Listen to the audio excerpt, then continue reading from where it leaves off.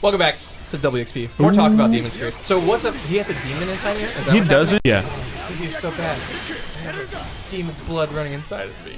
Well, Zoro has always had this, like, to everyone that doesn't actually know him, he's like a demon. Like, he's like an evil person that will just murder you in cold blood. When he's actually not like that at all. He's actually one of the goofiest, like think Ethan, right? Like, yeah. Really serious. He comes off as serious, but he's super hilarious. Yeah, guy exactly. Yeah. So that's how a lot of people see him. And like when he's in a fight, like he has super, like he's ready to go. He's ready to put his life on the line. Right. And he's gonna get you. You're gonna die. But I don't know, like he has a determination, and that's like a big point of like getting stronger in the new world, is that your willpower, your determination is better than anyone else out there. And so I don't know, I think it's just a way that Zoro's willpower has been manifested, is that like a demonic aura surrounds him and he has like these extra arms. Yeah, he's like demonic kind of by strength and by story proxy kind of thing. Yeah. Yeah. He doesn't actually have a demon inside of him or anything though. Huh. That's but it's weird because Luffy's way of showing like his determination, he actually has a special ability that not many people in this game or universe have. It's called Conquerors, like the willpower of the Conqueror. Mm-hmm. Like he can force his willpower onto other people and knock them unconscious. Whoa. Yeah. That's like Jedi mind tricks kind of junk. I think you're gonna get to see really soon here, if they do it. The fish lips. They've got fish lips and everything. Dude, yeah, they're fishmen. That's awesome. Anyways, I really want to go to Japan and see if people talk like that. Like, and it's like, that's how you, yeah. Like, Frankie got that pose going on. You order a cheeseburger and they're like, $1.50. Or if it's just like $1.50. Yeah, I feel like their acting is super over the top. Yeah, for the that's most cool. part. It suits their culture. It's kind of like a thing. So it's really nothing wrong with it. But it just makes you wonder, like, because we have. I think they call them. I think that is what a weeaboo technically is someone who just has. Whoa, that's freaking awesome. That hurricane, though. Yeah, he used to do that, but it was way weaker. Like all of his attacks are stronger now, so he does like these crazy moves. Yeah, like the fire. Like the black rope dragon twister. He used to just do the dragon twister. Now it's big enough to like pick up people and throw them across the room. I wonder what his specials are, because I haven't checked them out. But anyway, so like a weeaboo, that's like somebody who has lost touch with reality. Yeah. And does not understand that, hey, this is a show. There's real life out there. But yeah, I mean, crossing the six pass, and also like a lot of his attacks reference like religious stuff, and like especially in Buddhism, like crossing the six pass is something from Buddhism. But he's not a religious character at all. It's just like he has a theme of religion around him with the demons and like his attacks. Yeah, so it's like it's kind of the sense of religion expels demons. So allow me to have things that kind of in that realm. Oh, that was cool, dude, his attacks are legit. I'm trying to get a Rashomon to come off, but I don't know how to do it. There's that spinning leopard shot. Does that cost anything to do? No. Just travel around without it like that. It's not what I'm just trying to do an attack though. So I haven't seen you guys play any of the characters in Zoro. And so I know one thing that sucked about Dynasty Warriors was I felt like there was only a handful of characters that were actually really good. Like Xin Zhao was like, who was also a League of Legends character. Was also, I guess, a person in real life. Xin Zhao was like the one that I always played because he just had like awesome reach. And then there was a couple of people that were really cool, like, but I felt like a lot of them were just, they suffered from what I consider in video games to be like, I've got this mechanic that I don't want to deviate from. So I've either got to repeat it so it's not very interesting, or I just kind of don't include anything at all. Like, it's just I don't know. So far, every single character feels completely unique, which is something that's I think is fantastic. Yeah, that's how it should be. None of them like have even similar movesets. They all play differently. That's good, because like I feel like, I guess, so let me say this is my one complaint against Metal Gear so far, aside from fully naked, basically chick, that I feel like all the guns, they suffer again from what I consider that there's just no real change. Like when I customize my guns, I always make this one gun. It's always got this one barrel, because this one barrel is the only one that's allowed to have like under barrels on. Why would I not want something like that?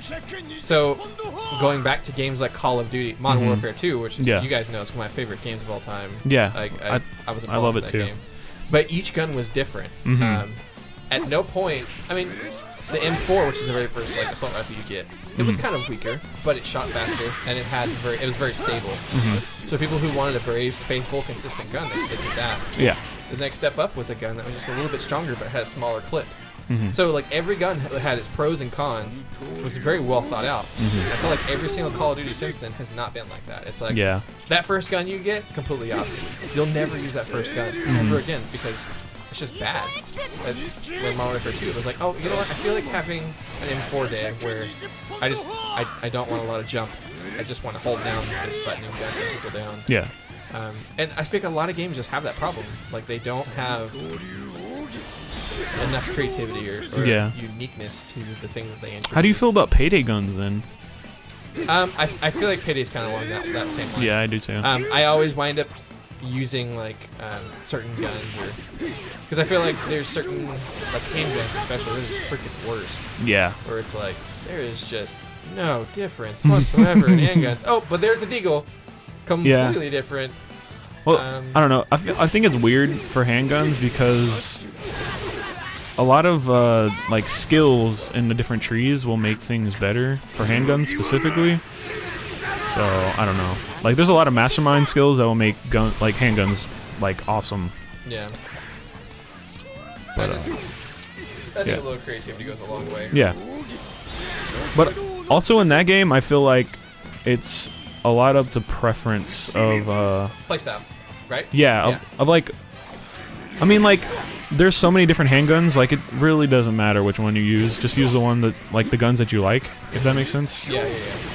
I mean, for some of the higher difficulties, there's like breakpoints you want to meet, but to like enjoy the game, you don't really need to. Yeah, and see, and that's where that kind of the thought process goes. It's just like the thought process is just, it's just, most people don't really care, but me, I love having options. That's like well thought out options. So I think Payday's got some nice diversity though across some of their stuff, but I think they could use a little bit more creativity. Yeah. Something like that. But then again, I guess it's completely different when you're fighting other players, like gun balance. Yes. Yeah. When it's just PvE, play versus environment, stuff like that kind of goes unnoticed. Yeah. But when it's PvP, it is on blast how diverse your guns are, and they're just going to listen for no. Because you'll quickly find that you're always getting killed by the same gun. Yeah. Because single sword. Weather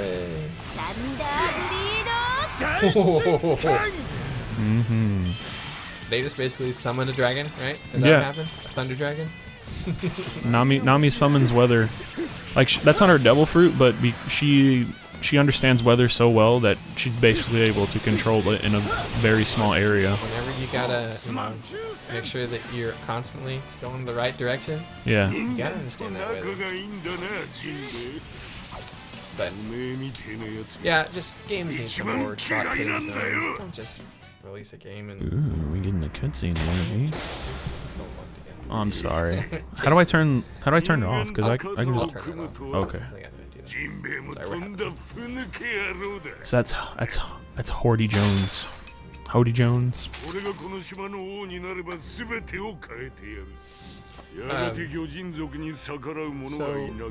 He's a shark fish man. It's pretty. He clearly. Look at him. Look at those teeth. Jeez. You got it? Yep, I got it. Cool. Dude, you even got One Piece as a background. That's dedication, people. Dude, my lock screen is... Oh, here it goes. This is what I was talking about earlier. Oh. Oh. Yeah.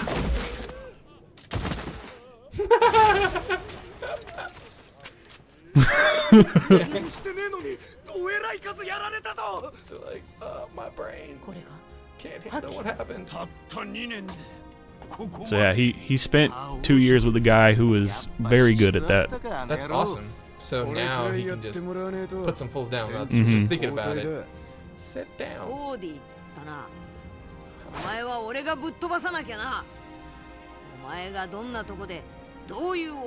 So is there a reason why they're getting involved with this conflict right now?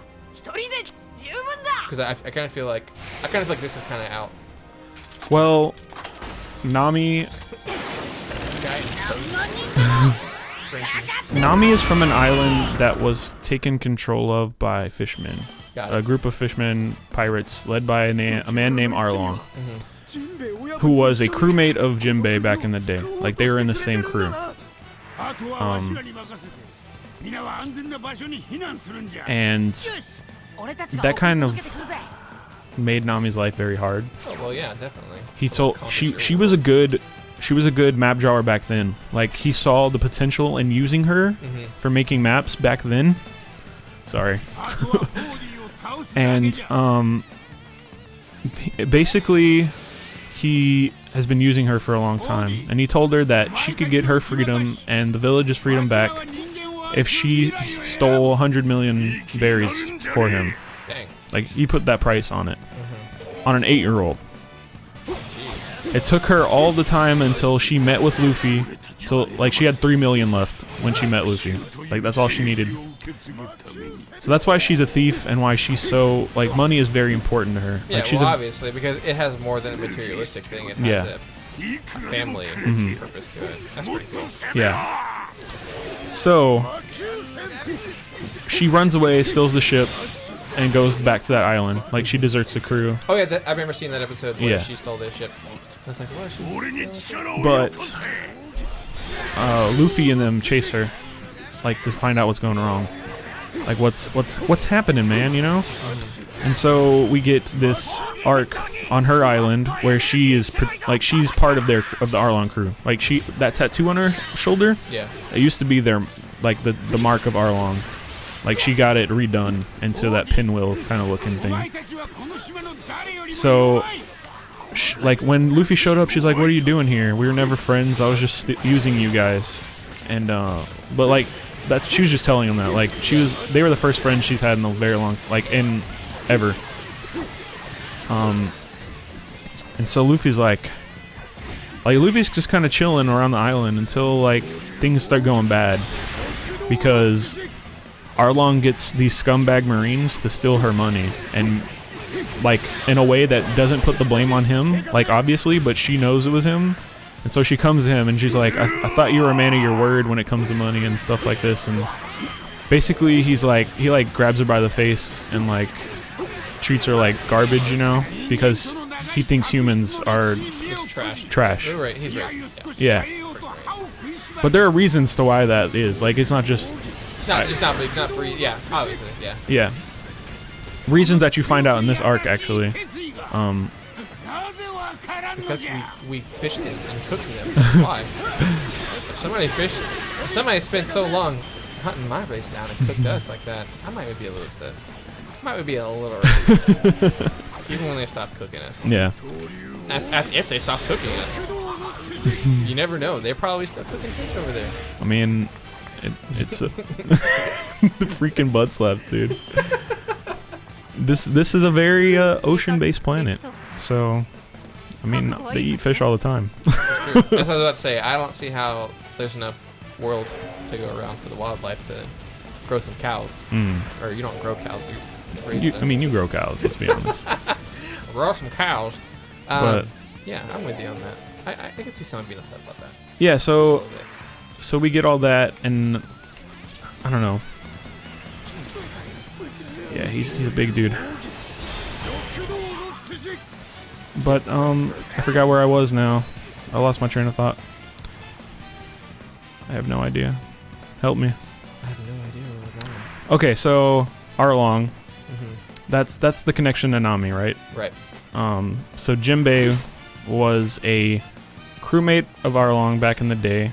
They were both under like the same captain. And Hody, which is the bad guy of this arc, was like he looked up to Arlong. Like Arlong was like he inspired him. And, like that hatred was passed down like through Arlong to this new generation. Like humans had done nothing wrong to Hody, but let's talk about racism. Okay, we'll talk about racism next time. WXP. Bye guys. Bye.